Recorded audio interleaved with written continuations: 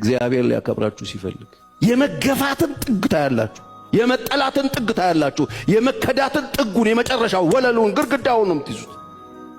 እግዚአብሔር በሕይወታችሁ ያለውን ሊያደርግ ሲፈልግ ሁለተኛ ይሁላችሁ የመጨረሻ የብቸኝነት ወለል ላይ፣ የማጣት ወለል ላይ፣ የችግር ወለል ላይ የመጨረሻ መሬቱን ነው የምትይዙት። የመጨረሻ ነው የምትወድቁት። የመከራው መጨረሻ ላይ፣ የብቸኝነት መጨረሻ ላይ፣ የግፍ መጨረሻ ላይ የሕይወታችሁ ርቀቱ ከቤተሰብ ተነጥላችሁ ርቀቱ የምትወድቁት ጥግ ነው። ያን ጊዜ ግራ እንዳይገባችሁ እግዚአብሔር ያለውን ያደርጋል። የሰማኝ አሜን ይበለኝ እስቲ። እግዚአብሔር ያለውን ያደርጋል በሉ፣ ጮክ በሉ ነው ያደርጋል። ጥጉን ትይዛላችሁ።